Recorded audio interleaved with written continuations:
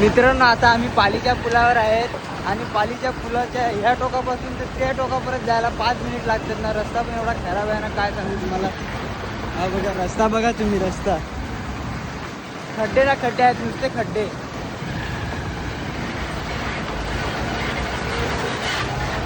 हा बघू शकता तुम्ही, पूर्ण खड्डे ना खड्डे, हे खड्ड्यातून त्या खड्ड्यात.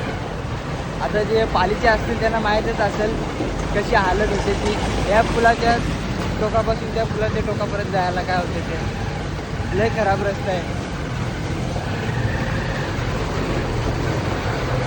फार दिवसातून आपले व्हिडिओ आले, पण आता थोडा टाईम नसल्यामुळं व्हिडिओ जरा फार दिवसातून येते, सांभाळून घ्या.